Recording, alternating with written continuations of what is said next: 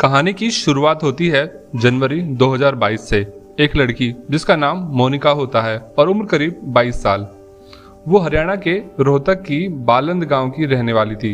बचपन से मोनिका पढ़ने में काफ़ी तेज तर्रार थी, वैसे ही दिखने में भी बेहद खूबसूरत। परिवार के लोगों को इस पर नाज था। उसे विदेश में पढ़ाई के लिए भेजने की तैयारी हो रही थी। पिछले काफ़ी समय से वो अपनी मौसी के घर पर रह रही थी। उसकी मौसी का घर हरियाणा के ही सोनीपत जिले के घुमड़ गांव में था। यहीं से वो कनाडा में बिजनेस मैनेजमेंट की पढ़ाई करने के लिए तैयारी कर रही थी। फिर उसे कनाडा के कॉलेज में दाखिला भी मिल गया था। सब कुछ ठीक चल रहा था। 5 जनवरी 2022 इसी तारीख को मोनिका इंडिया से कनाडा के लिए रवाना होती है, कनाडा में बिजनेस मैनेजमेंट की पढ़ाई करने के लिए।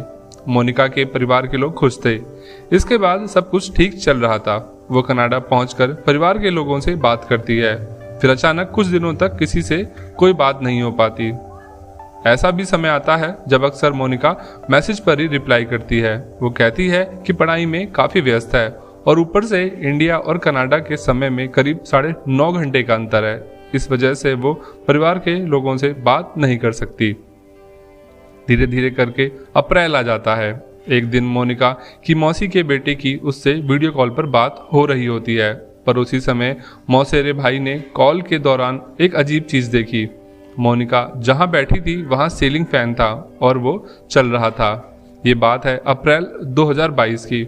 अब इंडिया में उस समय गर्मी होती है, लेकिन कनाडा में नहीं। ऐसे में मौसेरे भाई को ये बात बेहद अजीब लगी। इस बारे में उसने मोनिका से पूछा तो वो कुछ बहाना बनाने लगी और फिर फ़ोन काट दिया और मैसेज किया कि नेटवर्क समस्या है, और बात वहीं ख़त्म हो गई। फिर मोनिका ने खुद ही उस मौसेरे भाई से बात करना भी बंद कर दिया, उसका नंबर ही ब्लॉक कर दिया। फिर भी परिवार के लोग यही समझते रहे कि वो कनाडा में ही है। अब धीरे धीरे मोनिका का संपर्क कम होता गया। आखिरकार जून 2022 के बाद तो मोनिका से पूरी तरह संपर्क खत्म हो गया। परिवार के लोग पहले तो कुछ महीने तक यही समझते रहे कि कनाडा में कोई समस्या हो गई होगी, इसलिए वो हमसे बात नहीं कर पा रही है। जब काफ़ी दिनों और महीने बीत जाने के बाद भी मोनिका की कोई खोज खबर नहीं मिली, तो फिर परिवार वालों को ध्यान आया कि कनाडा में बैठे उस इंडियन एजेंट से बात करते हैं जिसने उसका एडमिशन कराया था। उसे फ़ोन किया जाता है तो पता चलता है कि मोनिका तो 1 महीने से ज़्यादा समय से कॉलेज पढ़ने ही नहीं आ रही है। वो शायद इंडिया जा चुकी है। अब ये बात परिवार वालों के लिए काफ़ी चौंकाने वाली थी। आखिर मोनिका इंडिया क्यों आएगी? अगर इंडिया लौटी भी तो हम लोगों को बताया क्यों नहीं? मोनिका से ना कोई विवाद था और ना ही कोई उसका लव अफेयर। परिवार को लगा कि जरूर कुछ गड़बड़ है, लिहाजा परिवार वाले पहले अपने नज़दीकी पुलिस में शिकायत करते हैं और फिर अपने लेवल पर भी मोनिका को ढूंढने में लग जाते हैं। लेकिन काफ़ी कोशिश करने के बाद भी उन्हें मोनिका के बारे में कोई जानकारी नहीं मिलती।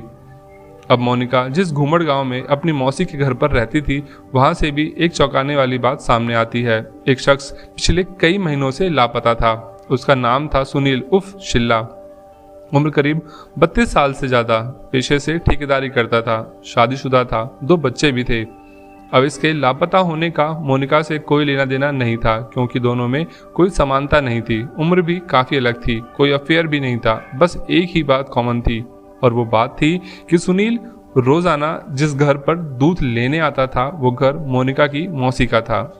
इस दौरान मोनिका और उसकी दोस्ती भी हो गई थी, लेकिन रक्षाबंधन के त्यौहार पर मोनिका ने उससे राखी बांधी थी। ऐसे में परिवार को लगा कि दोनों में कोई अफेयर भी नहीं है। लेकिन जिस तरीके से जैसे मोनिका का कुछ पता नहीं चल रहा था, उसी तरह से सुनील की भी खबर नहीं थी। अब यहीं से घर वालों को शक हुआ कि कहीं मोनिका के गायब होने में सुनील का हाथ तो नहीं। लिहाजा परिवार ने पुलिस में शिकायत की और ये आरोप लगाया कि सुनील ने मोनिका का अपहरण कर लिया है। लेकिन बात वही हुई जैसे परिवार के लोगों को पहले इस बात पर यकीन नहीं था, तो भला पुलिस कैसे करती? इसलिए पुलिस भी इसे टालती रही। कोई एक्शन नहीं ले रही थी पुलिस। अब समय गुजर रहा था, मोनिका का कुछ पता नहीं चल रहा था, इधर सुनील भी लापता था। ऐसे में परिवार का शक और बढ़ता गया और इसी शक को गुंजाइश में बदलने के लिए वो पुलिस के पास जाते हैं। लेकिन पुलिस का रवैया जस का तस रहता है। पुलिस कहती है कि बेटी जब कनाडा गई हुई थी और सुनील इंडिया से बाहर गया ही नहीं तो फिर दोनों कैसे मिल सकते हैं। ये सिर्फ कहानी है, असल वजह कुछ और होगी जिसका कनाडा से ही पता चल सकेगा। आखिरकार परेशान होकर परिवार के लोग हरियाणा के गृह मंत्री अनिल विज से शिकायत करते हैं। फिर ये जांच फरवरी 2023 में भिवानी जिले के क्राइम ब्रांच यूनिट को दी जाती है, इस उम्मीद के साथ कि बिना किसी गड़बड़ी के ये टीम जांच करेगी। अब सीआईए ने मोनिका की तलाश के बजाय सुनील की खोजबीन शुरू की, क्योंकि जब परिवार के लोग उस पर शक जता रहे हैं तो अगर सुनील मिल जाए तो सच काफी हद तक सामने आ जाएगा। लिहाजा पुलिस की जांच मोनिका से हटकर सीधे सुनील पर आ टिकी थी। अब जांच में पता चला कि सुनील पर मर्डर, हत्या के प्रयास समेत कई मामले हैं। मर्डर की पहली घटना तो उसने नाबालिग रहते हुए ही अंजाम दी थी, यानी जब उसकी उम्र 18 साल नहीं थी। इसी वजह से उसे केस में जुवेनाइल होने का फायदा मिला और वो जल्दी बाहर आ गया था। इसके बाद हत्या के प्रयास में भी वो जेल गया। कुल मिलाकर उस पर 7 से 8 मुकदमे थे। ऐसे में पुलिस को ये तो समझ आ गया कि सुनील एक क्रिमिनल माइंड वाला है, लेकिन मोनिका के गायब होने में उसका कितना हाथ है ये अभी तक कुछ भी साफ नहीं हुआ था। अब उसे खोजने के लिए पुलिस उसके दोस्तों और उसके ठेकेदार साथियों से संपर्क करती है। पुलिस इलेक्ट्रॉनिक सर्विलांस की मदद लेती है और आखिरकार 1 महीने के इंतजार के बाद उसकी लोकेशन यूपी के मुजफ्फरनगर में ट्रेस हो जाती है, जिसके बाद सीआईए 2 अप्रैल 2023 को सुनील उर्फ शिल्ला को मुजफ्फरनगर से ही गिरफ्तार कर लेती है। गिरफ्तार करने के बाद जब उससे कड़ी पूछताछ की जाती है तो वह जो बात बताता है उसे सुनकर पुलिस भी हैरान हो जाती है। वो बताता है कि मोनिका को मरे हुए तो 10 महीने हो गए हैं। सुनील बताता है कि उस पर कुल 7 आपराधिक मामले दर्ज थे, इसलिए वो अपने जुर्म के दाग को हमेशा के लिए खत्म करना चाहता था। वो चाहता था कि वो किसी भी तरह से विदेश में सेटल हो जाए। इसके लिए वो एक ऐसी लड़की की तलाश करता है जो विदेश जा रही हो, ताकि वो उस लड़की से शादी करके उसी के साथ विदेश में सेटल हो जाए। इसी सिलसिले में जब पहली बार अपने पड़ोस में दूध लेने जाने के दौरान उसकी मुलाकात मोनिका से होती है और उसे पता चलता है कि वो विदेश में पढ़ाई करने जाने वाली है, तभी वो तय कर लेता है कि अब उसी को अपने जाल में फंसाएगा। अब वो ऐसा करता है कि परिवार को लगे कि वो मोनिका का मुंह बोला भाई है, ताकि कोई शक ना करे। वो मोनिका को प्यार के सपने दिखाता है, उसके साथ जीने मरने की कस्में खाता है। वो मोनिका की आंखों पर ऐसा पर्दा डालता है कि मोनिका को आगे और पीछे सिर्फ सुनील ही सुनील दिखाई देता है। सुनील के कहने पर ही वो कनाडा जाती है पढ़ाई करने के लिए, लेकिन सुनील के कहने पर सिर्फ 17 दिन बाद यानी 22 जनवरी 2022 को वो इंडिया लौट आती है, लेकिन इस बारे में अपने परिवार को कुछ भी नहीं बताती। अब उसके कनाडा से इंडिया लौटने का पूरा खर्चा सुनील ही कर रहा था।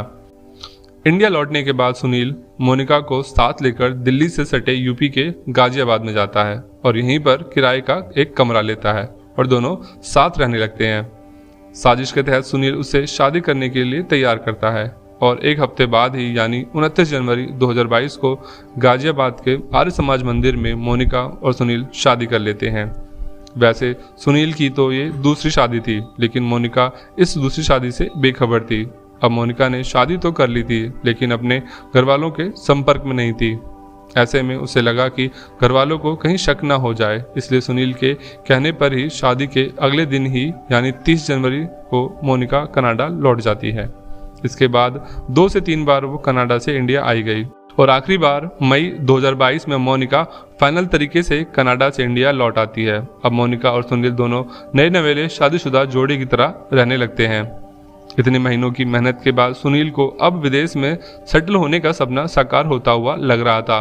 वो शादी कर चुका था, मोनिका भी कनाडा में नौकरी लेकर सेट होने जा रही थी। अभी तक सब कुछ ठीक चल रहा था, लेकिन घर वालों से लगातार झूठ बोल बोल कर मोनिका थक चुकी थी। उसने शादी की बात भी घर वालों को नहीं बताई थी। शादी तो दूर की बात थी, सुनील से किसी भी तरह के रिश्तों की भनक तक नहीं लगने दी थी। इसलिए उसने ठान लिया कि अब उसने शादी कर ली है तो वो इंडिया में ही रहेगी, अब वो दोबारा कभी कनाडा नहीं जाएगी। अब ये बात सुनते ही सुनील हैरान और परेशान हो गया, क्योंकि उसने प्यार का नाटक और शादी सिर्फ इसलिए की थी ताकि वो कनाडा में सेटल हो सके, लेकिन अब उसकी आंखों के सामने ही उसके सपनों की हत्या हो रही थी। उसने मोनिका को काफी समझाया, लेकिन मोनिका नहीं मानी। अब मोनिका को सुनील के बारे में ये भी पता चल गया था कि उस पर क्रिमिनल केस है, वो इसलिए कनाडा भागना चाहता है। और वो पहले से शादीशुदा भी है, इसलिए अब मोनिका इंडिया में ही रहने की जिद पर अड़ जाती है। वो अपने गांव में जाकर अपनी शादी का खुलासा करने के लिए भी बोलती है और जिद कर कार से अपने गांव की तरफ जाने लगती है। अब अपनी आंखों के सामने इतने सालों की साजिश को दम तोड़ते हुए देखकर सुनील मोनिका को ही मारने की ठान लेता है। हरियाणा के गन्नौर के गढ़ी झाझरा के एक फार्म हाउस के पास पहुंचते ही गुस्से में सुनील मोनिका को गोली मार देता है। मोनिका की जिस दिन हत्या होती है उस दिन तारीख थी 29 जून 2022। इसके बाद उसकी लाश को पूरी रात कार में ही प्लास्टिक के बैग में पैक करके रखता है। अब मोनिका की लाश को हमेशा के लिए दफनाना था, उसे हमेशा के लिए राज बनाना था, ऐसा राज जो कभी मिट्टी की गहराई से बाहर ना आ सके। इसलिए उसी फार्म हाउस में सेप्टिक टैंक बनाने के नाम पर सुनील उर्फ शिल्ला खुदाई करवाता है, कई मजदूर बुलाता है और 8 फुट गहरी खुदाई करवाता है।